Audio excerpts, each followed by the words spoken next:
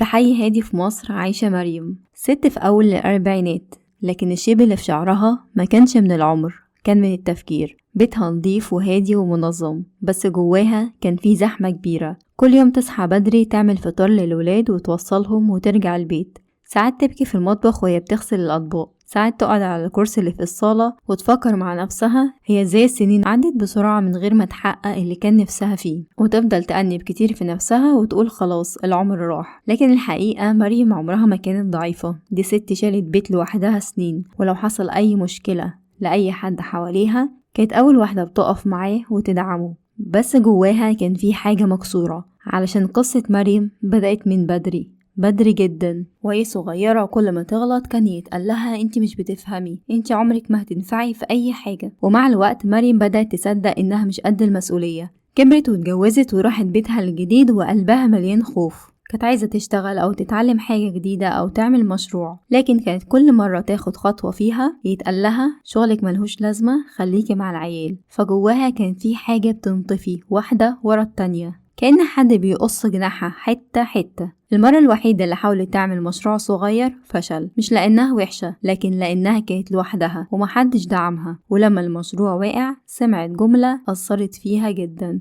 شايفة؟ مش قلنالك مش هتعرفي؟ ومن اليوم ده مريم وقفت مكانها، مش لأنها مش قادرة، لكن لأنها صدقت الماضي وصدقت الجرح وصدقت الصوت الغلط. وفي ليلة هادية والبيت نايم قعدت مريم على الكنبة ماسكة موبايلها، وبالصدفة جه قدامها فيديو بيحكي عن قصة الفيل والسلسلة. إن في يوم من أيام الصيف وتحديدا في مدينة صغيرة في الهند كان في سيرك مشهور، سيرك مليان ألوان وضحك وأنوار، وناس بتجيله من كل الدنيا علشان يشوفوا الحيوانات وهي بتعمل عروضها. لكن أهم عرض كان عرض الفيل. الفيل ده كان رمز للقوة، ضخم قوي صوته يهز الأرض تحت رجليه، ومع ذلك كان دايما واقف في نفس المكان، ما يتحركش إلا بإشارة من المدرب. ولو خلص العرض يتربط بسلسلة صغيرة جدا في عمود خشب بسيط.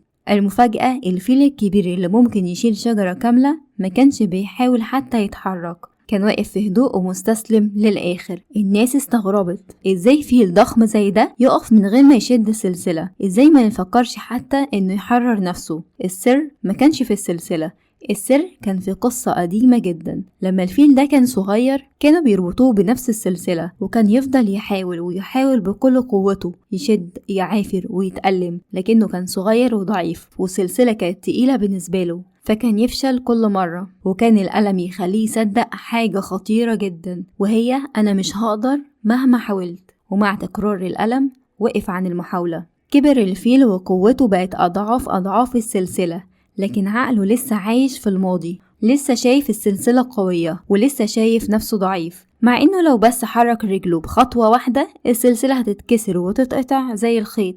لكن هو ما حاولش، لانه اتبرمج من صغره انه مش قادر، وانه خلاص عمره ما هيفكر انه يحاول تاني. واللي ربطوه خلاص اطمنوا انه عمره ما هيحاول تاني، فكانوا بيسيبوه حتى من غير ما يربطوا السلسلة. وفي نهاية فيديو الفيل الراوي قال جملة أثرت جدا في مريم وكسرت حاجز جواها، إن الفيل ما كانش مربوط، إنما الفكرة هي اللي كانت ربطاه.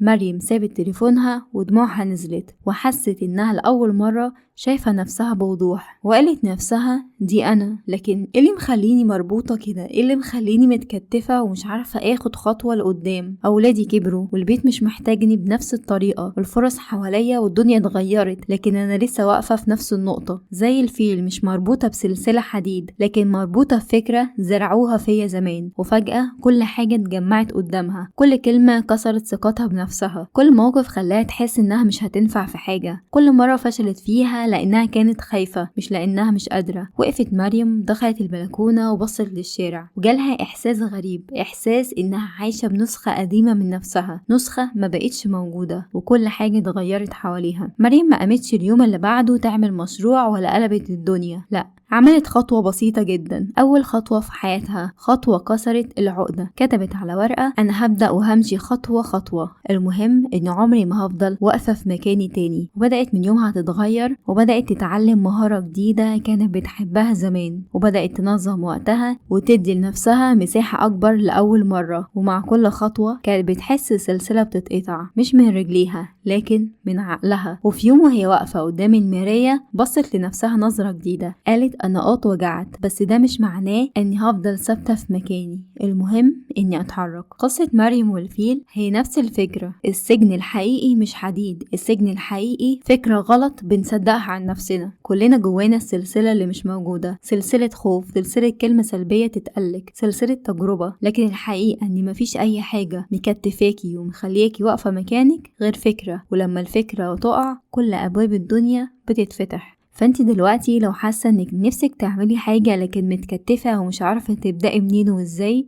اسمعيني كويس.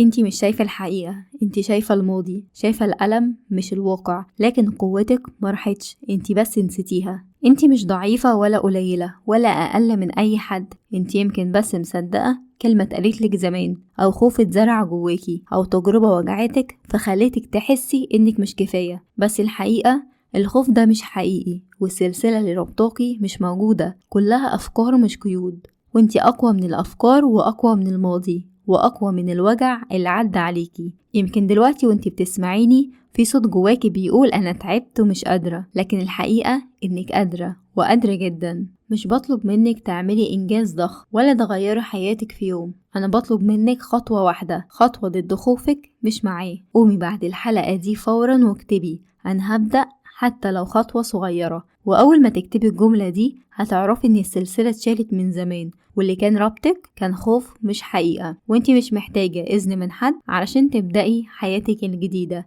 انتي محتاجة بس تقرري. ابدأي ولو خطوة، لأن الخطوة الصغيرة هي بداية أجمل حاجة ممكن تحصلك. بفكرك إنك تستحقي تعيشي حياة تانية، لكن البداية عندك انتي. وأخيرا ادعميني بلايك وشير واشتركي في القناة. شكرا ليكي.